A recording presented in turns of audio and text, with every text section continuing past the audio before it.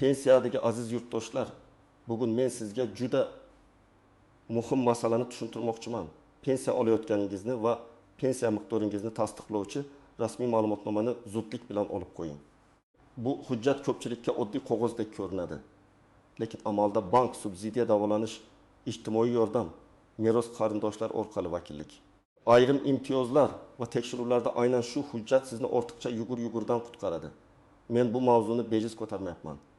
Hozir ko'p joylarda ma'lumotlar elektron tizim orqali tekshirilmoqda. Lekin hamma tashkilotning bazasi bir xil ishlamaydi. Hamma xodim ham tizimdan kerakli ma'lumotni tez topa olmaydi.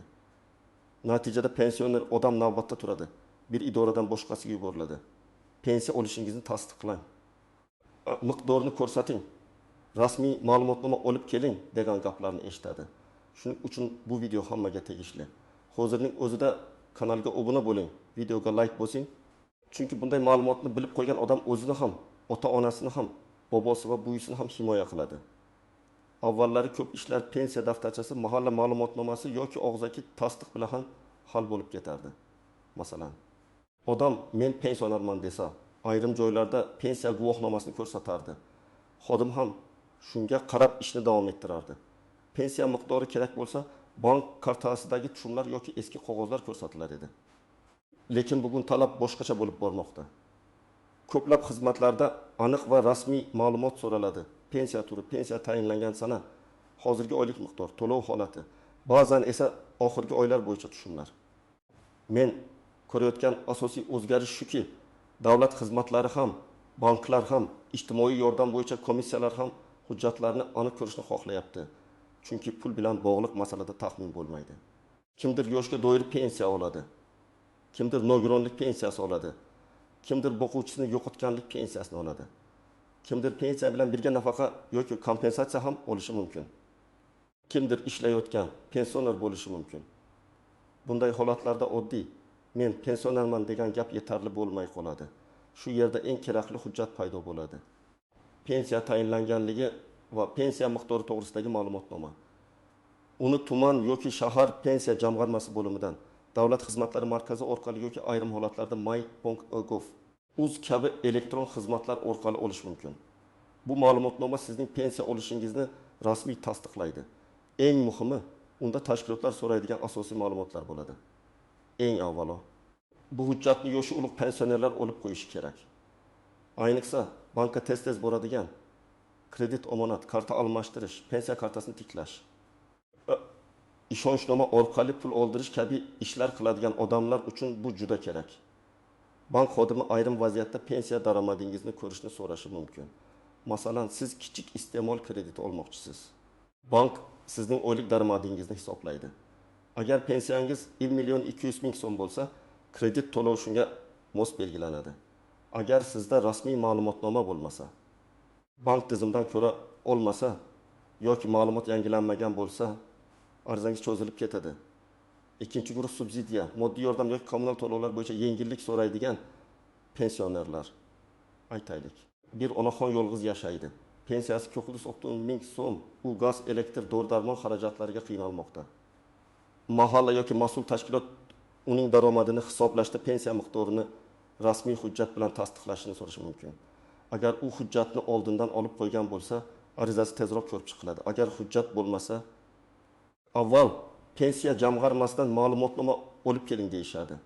Onaxon yana yo'l kira qiladi, navbat kutadi, sog'lig'i bo'lmasa qiynaladi. Uchinchi guruh davolanish, sanatoriy, protez, reabilitatsiya, nogironlik bilan bog'liq xizmatlarga murojaat qilayotgan pensionerlar. Bu yerda ham daromad, imtiyoz va to'yfa muhim bo'ladi. Masalan, bir otaxon nogironlik pensiyasi oladi va reabilitatsiya vositasi uchun murojaat qiladi. Uning hujjatlarida pensiya turi aniq ko'rsatilsa, mas'ul xodim ishni tezroq yuritadi. Aks holda yana qo'shimcha so'rov yuboriladi, javob kutiladi, vaqt ketadi. 4-guruh. Chet elga vaqtincha ketmoqchi bo'lgan yoki farzandlari bilan boshqa viloyatda yashab turgan pensionerlar. Ba'zi pensionerlar men kartaga pensiya olayapman, boshqa hujjat kerak emas deb o'ylaydi. Lekin hayotda kutilmagan vaziyatlar bo'ladi. Karta bloklanadi, muddat tugaydi, telefon raqam yo'qoladi, bank ilovasiga kira olmaydi. Shaxsni tasdiqlash kerak bo'ladi. shunda pensiya haqidagi rasmiy ma'lumotnoma qo'l ostida bo'lsa, muammoni isbotlash ancha osonlashadi. 5-guruh farzandlari yoki yaqinlari pensioner nomidan ish yuritadigan oilalar. Masalan, ona yura olmaydi, o'g'li uning nomidan bankka, shifoxonaga yoki idoraga boradi. Bunday holatda ishonchnoma, pasport nusxasi, qarindoshlikni tasdiqlovchi hujjatlar bilan birga pensiya ma'lumotnomasi ham kerak bo'lib qolishi mumkin. Men doim aytaman, yosh ulug' insonning hujjatlari tartibli papkada tursa, oila juda ko'p asab va vaqtni tejaydi. Kimlar kamroq xavotir qilsa bo'ladi. Agar siz barcha xizmatlarni elektron tarzda olsangiz, MyPodGov.uzdan bemalol foydalansangiz, telefoningizda elektron raqamli imzo yoki One ID tizimi to'g'ri ishlasa, sizda muammo kamroq bo'lishi mumkin, lekin bu hujjat kerak emas degani emas. Elektron tizim ishlamay qolsa, parol unutilsa yoki idora baribir qog'oz nusxa so'rasa, oldindan olingan ma'lumotnoma sizni himoya qiladi. Birinchi misol, Toshkent viloyatida yashovchi 32 yoshli otaxon pensiya kartasini yangilash uchun bankka boradi. Karta muddati tugagan, yangi karta chiqarish kerak.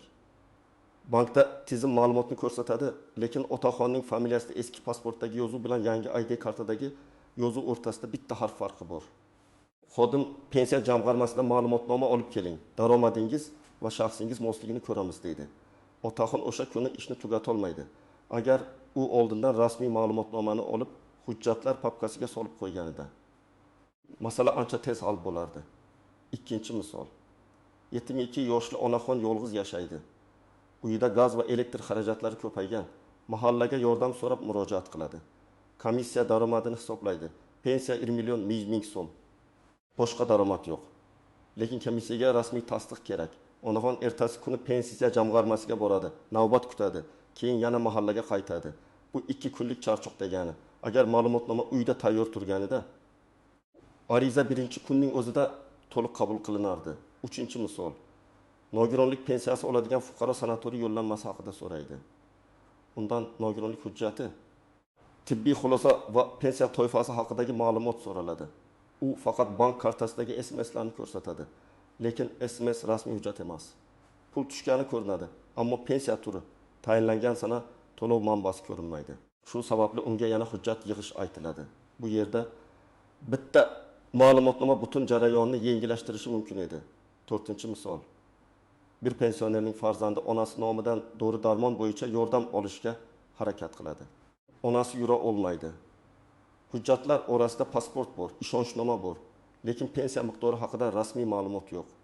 Mas'ul xodim oilaning daromadini hisoblash uchun aynan shu ma'lumotni so'raydi. Farzand ishidan ruxsat olib, yana alohida idoraga boradi. Natijada yordam kechikadi. Men bunday vaziyatlarda hujjatlar papkasini oldindan tayyorlashni juda muhim deb bilaman. Birinchi nozik jihat, ma'lumotnoma doimiy hujjat emas. Ya'ni uni bir marta olib 10 yil ishlataveraman deb o'ylamang. Pensiya miqdori indeksatsiya, qayta hisoblash, qo'shimcha to'lovlar yoki boshqa sabablar bilan o'zgarishi mumkin. Shuning uchun ko'p tashkilotlar yangi ma'lumotnoma so'raydi. Ba'zi joylarda oxirgi 1 oy yoki oxirgi 3 oy ichida olingan hujjat kerak bo'ladi.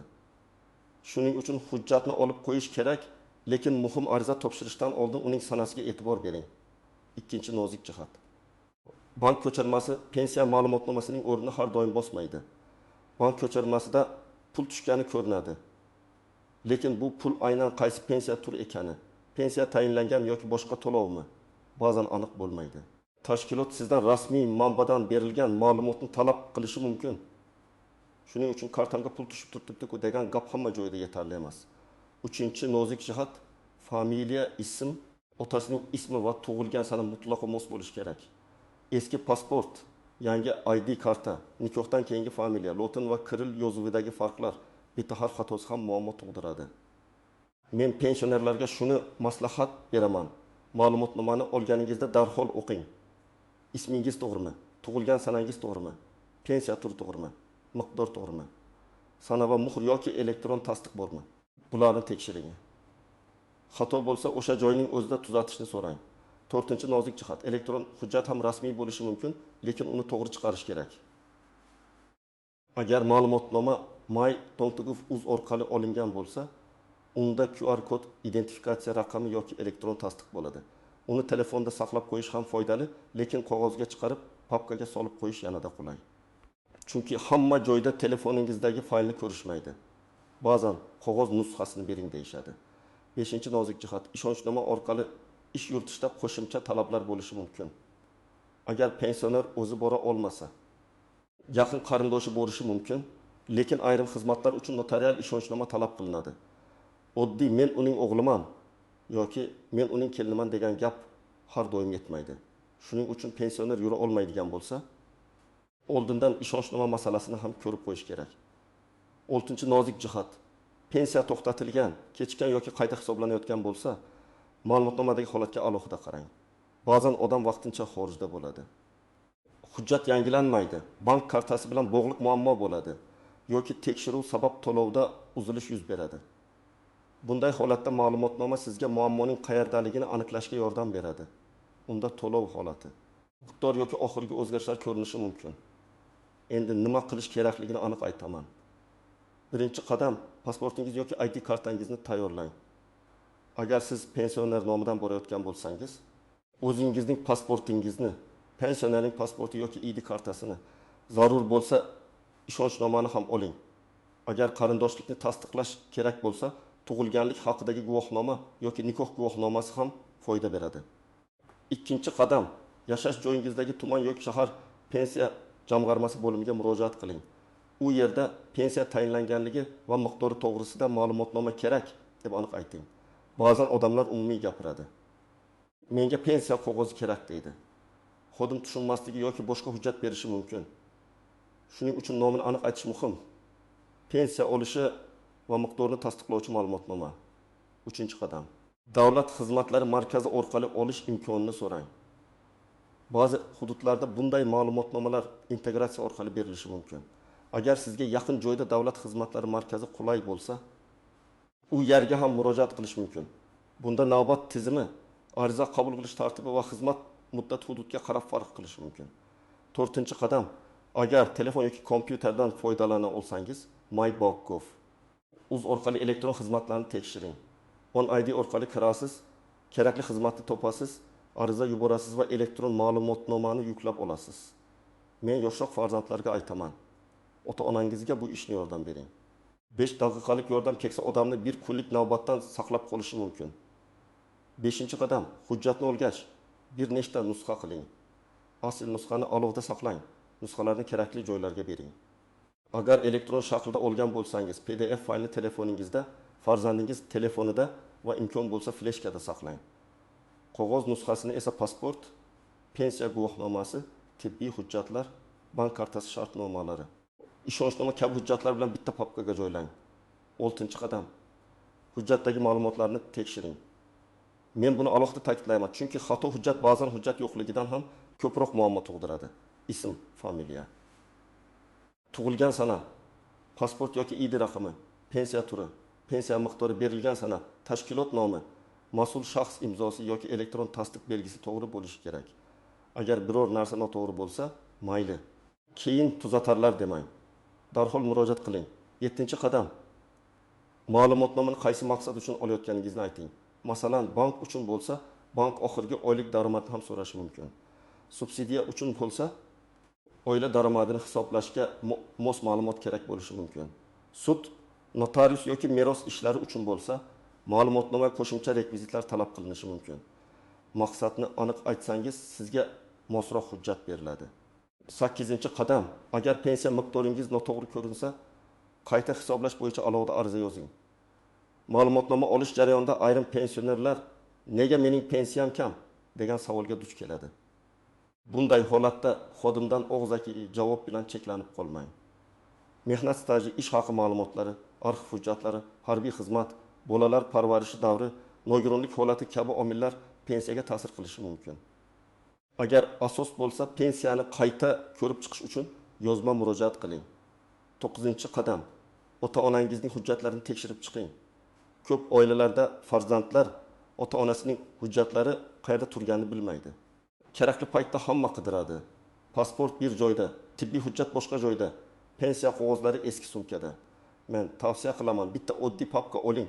Usti pensiya va ijtimoiy hujjatlar deb yozing. Ichi pasport nusxasi, ID nusxasi, pensiya ma'lumotnomasi, nogironlik hujjati bo'lsa uning nusxasi, bank rekvizitlari, ishonchnoma nusxasi va shifokor xulosalarini joylang. 10-qadam. Hujjatni yangilab turish muddatini unutmang. Agar siz hozir ma'lumotnoma olib qo'ysangiz, u bugungi holatingizni tasdiqlaydi. Lekin 3 oy, 6 oy yoki 1 yil o'tgach, ayrim tashkilotlar yangisini so'rashi mumkin. Shuning uchun katta ish oldidan, masalan, subsidiya, kredit, sud yoki notarial jarayon oldidan hujjat sanasini yangilash foydali. Men pensionerlarni bir narsadan ogohlantiraman. Hujjat olishni begona odamga topshirib yubormang. Pasport ma'lumotlari pensiya miqdori. Bank kartasi ma'lumotlari shaxsiy ma'lumot hisoblanadi. Agar yordam kerak bo'lsa, farzandingiz, ishonchli qarindoshingiz yoki qonuniy vakilingiz bilan ish qiling.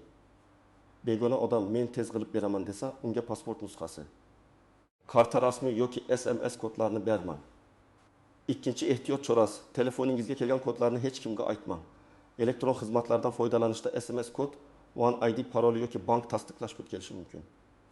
Xodim ham, bank ham, pensiya jamg'armasi ham sizdan telefon orqali kod so'rab, pulingizni yechmaydi. Agar kimdir ma'lumotnoma chiqarish uchun kodni ayting desa, juda ehtiyot bo'ling. Bu firibgarlik bo'lishi mumkin. 3-ehtiyot chorasi, eski hujjatlarga suyanib qolmang. Masalan, 2 yil oldingi pensiya miqdori hozirgi holatni ko'rsatmaydi. Agar siz 2007 yilda 7000 so'm pensiya olgan bo'lsangiz, hozir miqdor boshqa bo'lishi mumkin. Tashkilot esa bugungi daromadingizni bilmoqchi bo'ladi. Shuning uchun ma'lumotnoma qancha yangi bo'lsa, shuncha ishonchli. 4-ehtiyot chorasi, arizani og'zaki emas, yozma topshiring. Agar sizga hujjat berishmasa, xato tuzatishmasa yoki pensiya miqdori bo'yicha savolingizga aniq javob ola olmasangiz, yozma murojaat qiling. Yozma murojaatda ism, familiyangiz, manzilingiz, telefon raqamingiz, muammo mazmuni va aniq talabingiz bo'lib tursin. Masalan, menga pensiya tayinlanganligi va miqdori to'g'risida ma'lumotnoma berishingizni so'rayman deb yozish mumkin. Agar qayta hisoblash bo'lsa, pensiya hisob kitobimni tekshirib, yozma javob berishingizni so'rayman deb yoziladi. 5-ehtiyot chorasi. Hujjatdagi QR kod yoki elektron tasdiqni buzib qo'ymang. Agar hujjatni suratga olib yuborsangiz, sifati aniq bo'lsin. QR kod kesilib qolsa, tashkilot tekshira olmaydi. Agar printerdan chiqarayotgan bo'lsangiz, butun sahifa to'liq chiqsin. Bu mayda detalga o'xshaydi, lekin amalda hujjat qabul qilinmasligiga sabab bo'lishi mumkin. Men bu hujjatni zudlik bilan olish kerak deyayotganimning sababi shundaki, odam odatda hujjatni kerak bo'lgan kuni qidiradi. O'sha kuni esa navbat bo'ladi. Tizim ishlamay qoladi. Xodim tushlikka chiqadi. Biror ma'lumot mos kelmaydi yoki qo'shimcha hujjat so'raladi. Pensioner uchun bir marta ortiqcha borib kelish ham oson emas. Yo'lkira, sog'liq, issiq, sovuq, navbat, asab hammasi odamni charchatadi. Agar siz hujjatni oldindan olib qo'ysangiz, favqulodda vaziyatda tayyor bo'lasiz. Bank kartasi yo'q bo'lsa, yordam so'rasangiz, davolanishga murojaat qilsangiz, farzandingiz sizning nomingizdan ish yuritsa, kerakli qog'oz qo'lingizda bo'ladi. Men buni oddiy sug'urta kabi ko'raman. Bugun yarim soat vaqt sarflaysiz, ertaga bir necha kunlik muammodan qutulasiz. Yana bir muhim sabab, ma'lumotnomani olayotganda siz o'z pensiyangiz holatini ham tekshirib olasiz. Miqdor to'g'rimi, pensiya turi to'g'rimi, shaxsiy ma'lumotlar to'g'rimi, hammasini ko'rasiz. Ba'zan odamlar yillar davomida xatoni sezmay yuradi. Keyin katta jarayonda xato chiqib qoladi. Hujjatni oldindan olish esa shu xatoni erta aniqlash imkonini beradi. Aziz pensionerlar va ularning farzandlari, mening asosiy tavsiyam aniq. Pensiya tayinlanganligi va pensiya miqdori to'g'risidagi rasmiy ma'lumotnomani olib qo'ying.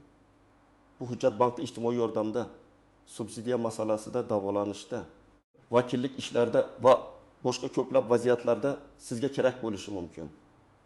Uni olish qiyin ish emas, lekin vaqtda olinmasa, kerakli paytda katta muammoga aylanishi mumkin. Pasport yoki ID kartangizni tayyorlang. Pensiya jamg'armasi bo'limiga yoki davlat xizmatlari markaziga murojaat qiling. Imkon bo'lsa elektron xizmatlardan foydalaning. Hujjatni olgach, ma'lumotlarni tekshiring, nusxa qiling, papkaga solib qo'ying va yaqinlaringizga qayerda turganini ayting. Agar sizning oilangizda pensioner bo'lsa, bu videoni ularga tushuntirib bering.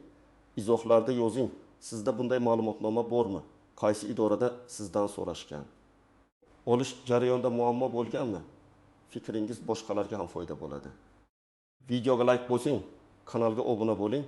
Chunki men sizlarga pensiya, nafaq, imtiyoz va huquqlar bo'yicha eng kerakli ma'lumotlarni sodda tilda tushuntirib boraman.